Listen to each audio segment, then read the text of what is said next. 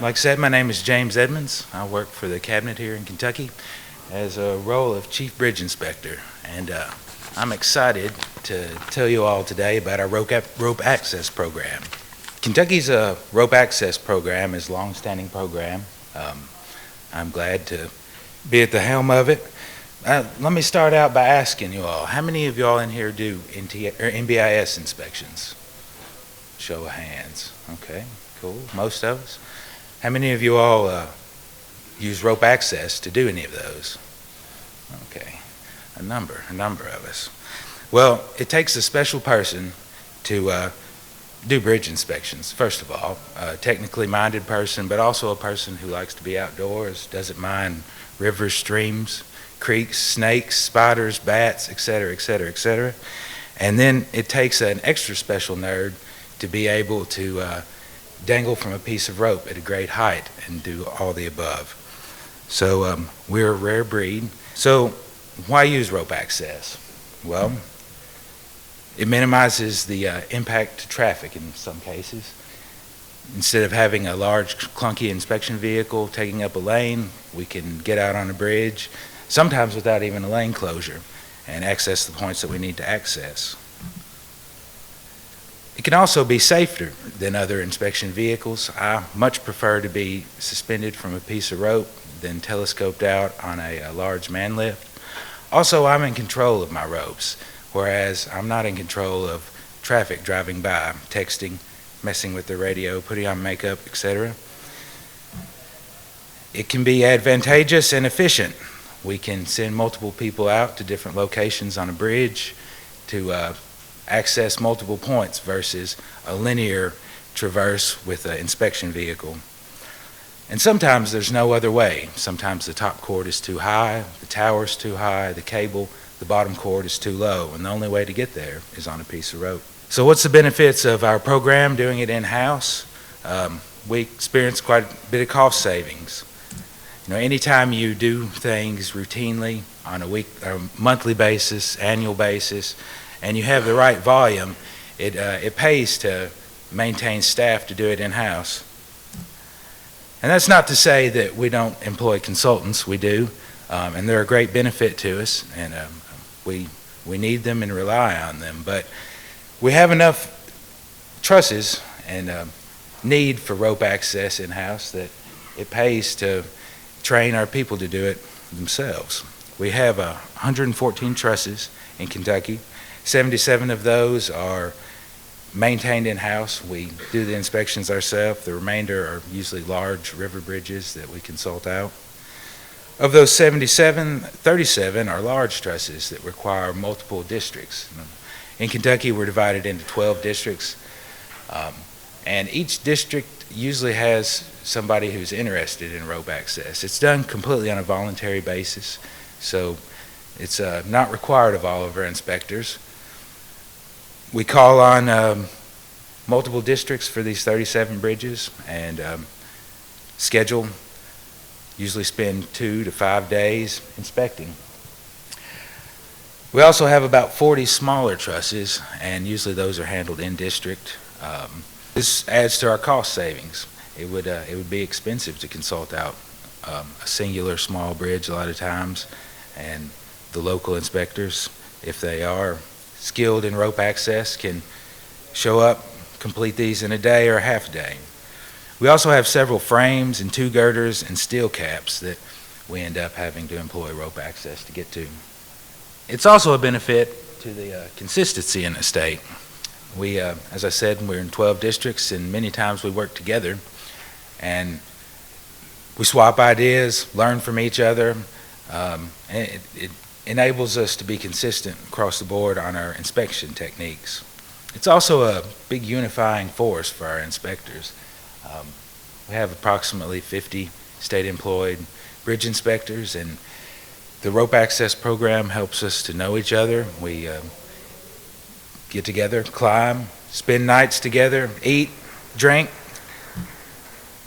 It also helps us minimize gaps in our inspection techniques.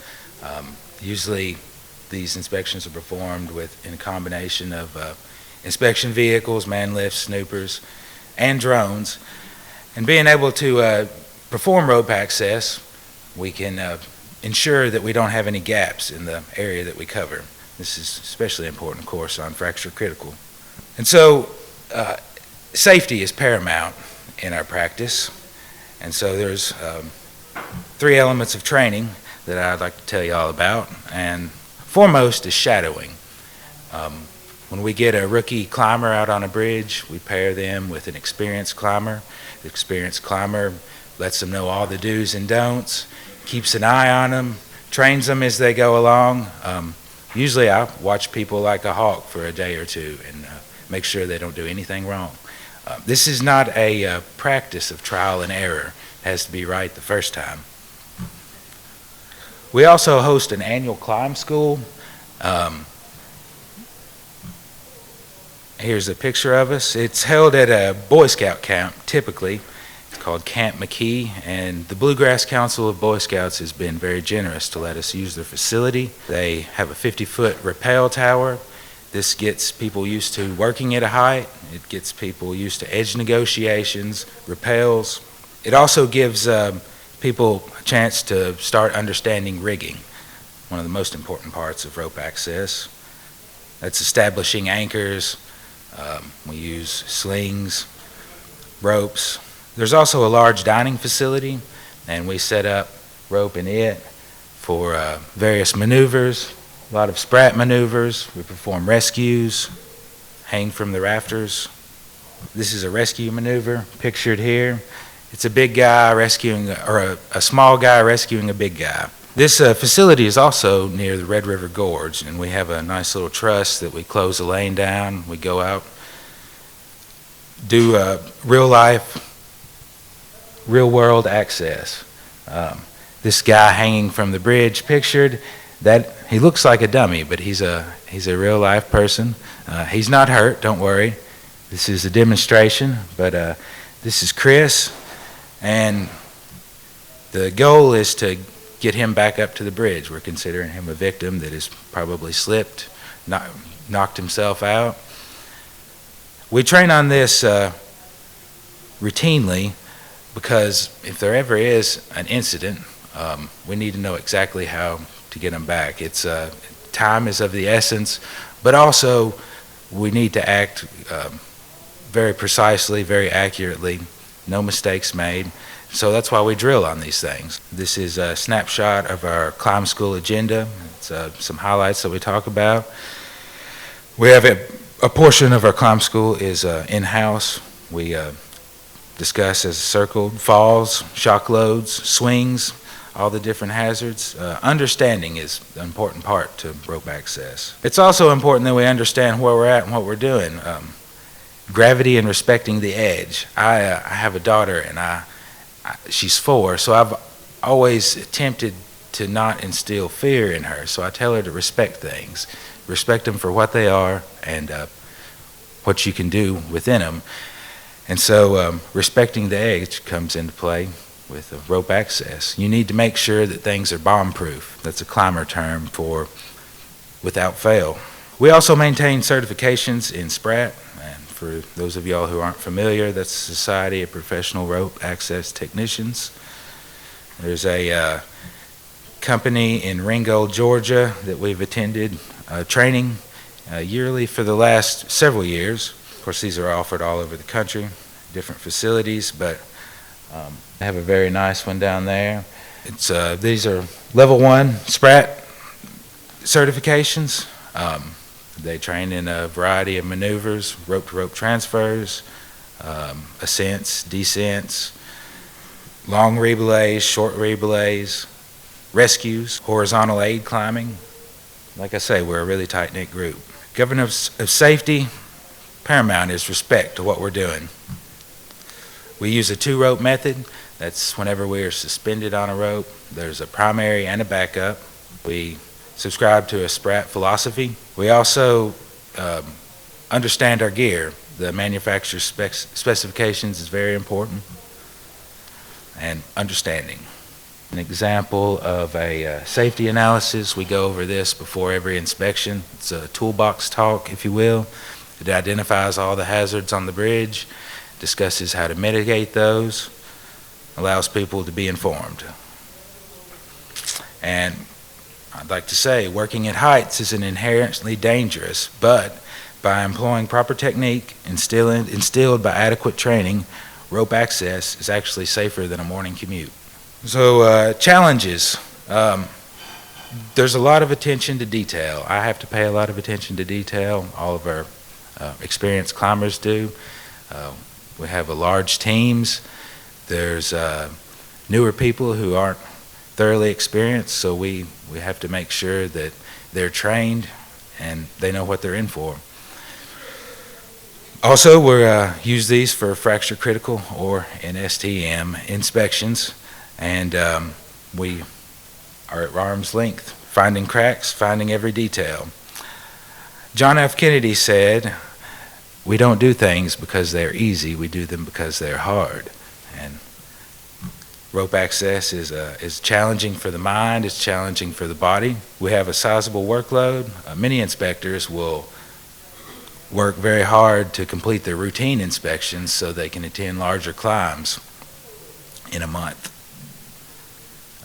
It's a large group of people on a volunteer basis, and so there's a lot of wrangling, a lot of scheduling, a lot of informing people. Sometimes we have large groups, sometimes we have small groups, and of course an increasingly deteriorating system. So why it works? Well, it works because people have passion for it. People love doing this. It's a challenge, and we're proud of what we do. Here's a couple pictures of bruises on people's arms that they get as they're learning the maneuvers. Caitlin's pretty proud of hers. Marcella and Fast Eddie, proud of theirs. Passionate about climbing. We're passionate about our bridges. And we're passionate about serving the people of our state. It's a perpetual team building exercise. You know, a lot of companies pay to go to high ropes courses and team building. We do it naturally on the job. We all get to evolve what we love. We get to learn to be better bridge inspectors. We get to learn to be better climbers together. It's a brain trust. We share our experiences, learn from each other, swap stories, swap ideas. It's really a culture that we've devised over several years.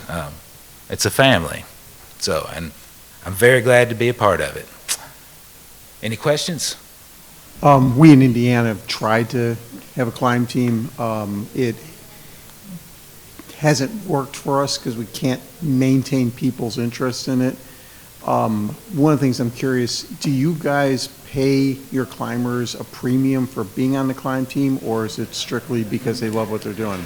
No, it would be awesome if we would do that, but we don't. We don't. I'm at the point where we're trying to maintain a climb team, and that was my next step, was to see, well, what if I pay people a premium to do it, and we're still trying to work through the process to see whether or not we can get that approved. I was curious if you guys had that premium or not. No, we don't, but that's an excellent idea. You should do that.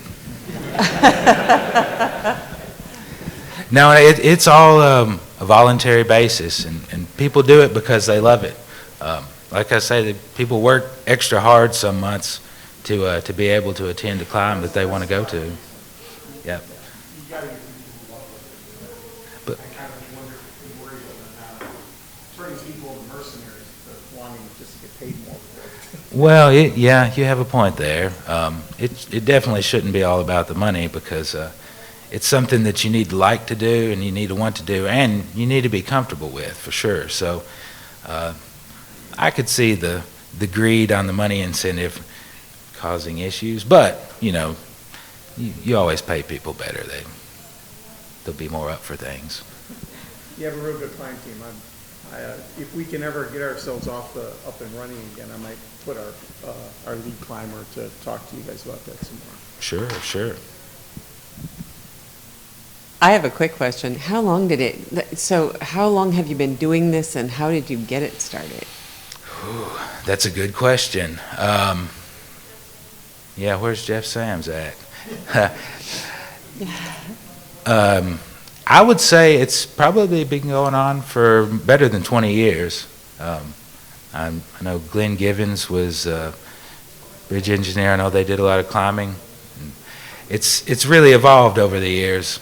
We use a whole lot of gear now, and previously they just used a couple webbing. It was a pretty rudimentary technique, and the rope access has really evolved. The SPRAT training is used over a number of industries, and of course bridges is just one field that's employed that. I know that the first time I ever heard about it, I was like, you do what?